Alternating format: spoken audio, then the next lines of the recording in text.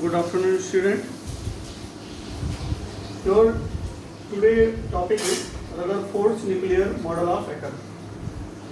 So आज हम लोग स्टडी करेंगे न्यूक्लियर मॉडल ऑफ एटम जो रदरफोर्ड ने दिया था। इस एक्सपेरिमेंट को रदरफोर्ड ने 1911 में किया। उनके साथ उनके स्टूडेंट्स गाइगर और अर्नेस्ट मार्सडेन भी साथ थे, यानी Rutherford and his students Hans Geiger and Ernest Marsden. किया गया था इन्होंने पहले तो एक पूरा सेटअप लगाया। सेटअप क्या है कि सोर्स ऑफ अल्फा पार्टिकल के लिए लगाया, यानी लीड बॉक्स जो इसके लीड प्लेट से अटैच किया। फिर यहाँ पर एक गोल्ड फॉइल रख दिया जो लगभग 100 mm पतली थिकनेस थी, और एक स्क्रीन लगाया फोटोग्राफिक प्लेट की, और ये जिंक सल्फाइड कोटेड। सो ये सेटअप पूरा रदरफोर्ड और उनके स्टूडेंट्स गाइगर और मार्सडेन ने साथ में स्टार्ट किया। इस एक्सपेरिमेंट को किया कैसे? यहाँ से सोर्स ऑफ अल्फा पार्टिकल, यानी यहाँ से अल्फा पार्टिकल स्कैटर्ड हो रही है, निकल रही है।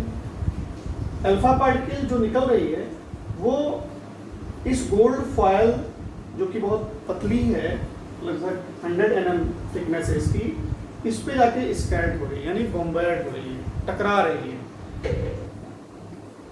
सो इसको हम क्या कहेंगे? Alpha particle scattering experiment. इस एक्सपेरिमेंट को अल्फा पार्टिकल स्कैटरिंग एक्सपेरिमेंट करेंगे। क्लियर?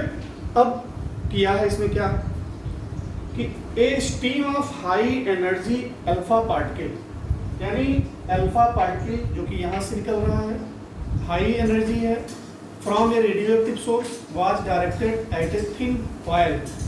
थिन फॉयल कौन सी है? ये आपकी गोल्ड की थिन फॉयल है। क्लियर? इससे जा करके वो टकरा रही है। The thin gold foil had a circular fluorescent zinc sulphide screen around it, यानी ये जो आपका स्क्रीन है ये zinc sulphide coated, zinc sulphide coated एक स्क्रीन है ये। Whenever alpha particle struck the screen, a tiny flash of light was produced at that point. यानी ये जो यहाँ टकरा रही है रेस, इस सोर्स ऑफ अल्फा पार्टिकल्स, ये जो यहाँ से अल्फा पार्टिकल निकल रही हैं, रेज निकली, आगे जाकर के गोल्ड फॉयल जिसकी थिकनेस 100 mm से कम है उससे स्कैटर्ड हुई, टकराई, और इस स्क्रीन फोटोग्राफिक प्लेट पे जो कि जिंक सल्फाइड कोटेड है उस पे टकराने के बाद एक ग्लो डेवलप की, यानी एक बहुत ही छोटी सी flash of light, tiny flash of light develop हुई, प्रोड्यूस हुई। क्लियर? अब इस एक्सपेरिमेंट से रिजल्ट क्या आया? According to Thomson model of atom, the mass of each gold atom in the foil should have been spread evenly over the entire atom, and alpha particle had enough energy to pass directly through such a uniform distribution of mass.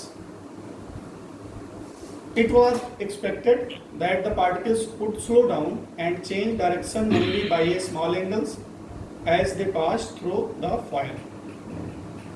अब इस experiment से कुछ बातें निकल के आई, कुछ चीजें निकल के आई। नंबर 1 कि most of the alpha particle pass through the gold foil undeflected. जो अल्फा पार्टिकल निकल के जा रही हैं कुछ तो ऐसी हुई जो सीधे सीधे निकल गई, सीधे सीधे, यानी उनमें डिफ्लेक्शन नहीं हुआ। A small fraction of the alpha particles was deflected by small angle. कुछ अल्फा पार्टिकल्स इस गोल्ड फॉयल एटम्स के साइड से, यानी किनारों से टकरा करके बहुत कम एंगल पे ही डिफ्लेक्ट होगी, लगभग 45 कह सकते हैं, 45 एंगल्स पर या 90 डिग्री एंगल्स पर वो डिफ्लेक्टेड हो जा रही हैं।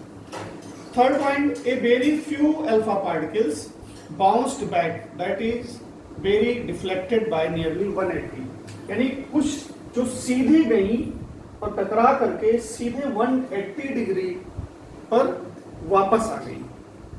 तो ये तीन चीजें हुई, यानी कुछ अल्फा रेज या अल्फा ग्राउंड पार्टिकल्स जो सीधे जाए एटम से, यानी अगर हम इससे देखें, सपोज करें कि ये एटम है, इस एटम में न्यूक्लियस में है, अगर हम यहाँ से जा रही है अल्फा रेज, यहाँ से अल्फा रेज जा रही है, तो ये सीधे निकल जा रही है, लेकिन इससे यहाँ से इस पार्टिकल्स के अगर इस साइड से यहाँ टकरा रही तो ऐसे रिफ्लेक्ट कर जा रही है, यहाँ से टकरा रही है रिफ्लेक्ट कर जा रही है, और अगर सीधे टकरा रही हैं तो यहाँ से ऐसे 180 डिग्री पर वापस आ जा रही है।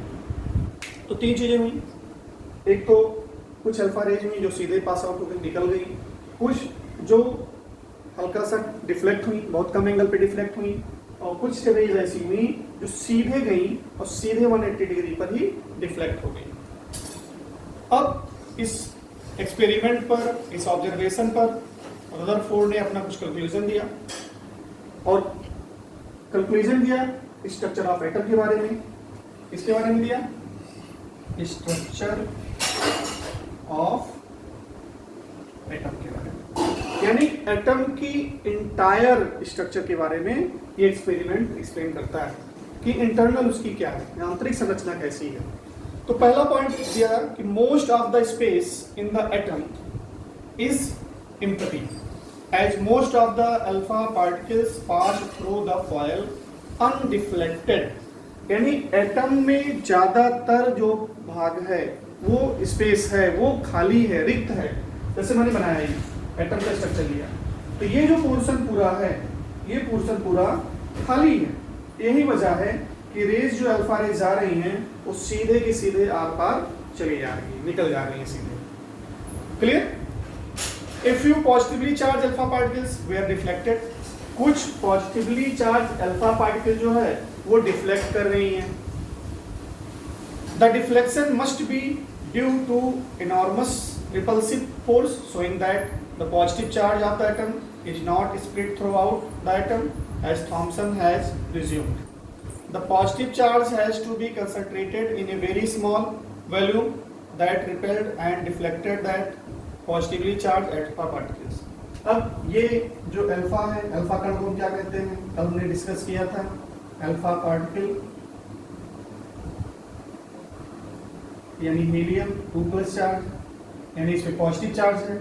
पॉजिटिव चार्ज आपको पहले से ही पता है कि एटम के मिड में ये जो न्यूक्लियस है, न्यूक्लियस इस पे कैसा चार्ज होता है, पॉजिटिव चार्ज होता है। तो पॉजिटिव और पॉजिटिव चार्ज जब आपस में टकराएंगे तो डिफ्लेक्शन होगा, यानी अल्फा पार्टिकल्स जो जा रही है अगर इस न्यूक्लियस के इस साइड से कॉर्नर से टकराएगी, स्कैटर्ड करेगी, तो उसमें डिफ्लेक्शन होगा, और वो डिफ्लेक्शन बहुत कम होगा, यानी लगभग कह सकते हैं 45 डिग्री टू 90 डिग्री एंगल्स पर इसका डिफ्लेक्शन होता है। और जो सीधे टकराएगी वो 180 डिग्री पर डिफ्लेक्ट कर जाएगी, यानी ये जो रेज आ रही है वो 180 डिग्री पर इसका डिफ्लेक्शन हो जाएगा। तो ये प्रूफ क्या करता है? ये प्रूफ करता है कि जो एटम है, एटम के बीच में जो न्यूक्लियस है वो काफी रिजिड है, काफी डेंस है, और उसमें कैसा चार्ज है, पॉजिटिव चार्ज है। क्लियर? और इस एटम का कंप्लीट यानी जो मास है वो उसके सेंटर में ही है, प्रेजेंट है। क्लियर? थर्ड पॉइंट लेते हैं।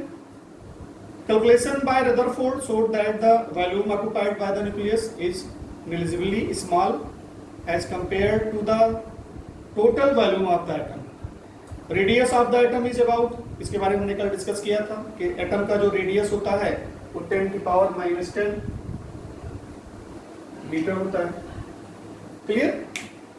While that of nucleus is 10⁻⁻15 metre, यानी न्यूक्लियस का जो रेडियस होता है वो होता है 10⁻⁻15 है। क्लियर? सो इतनी चीजें निकल के इससे आई। ओके?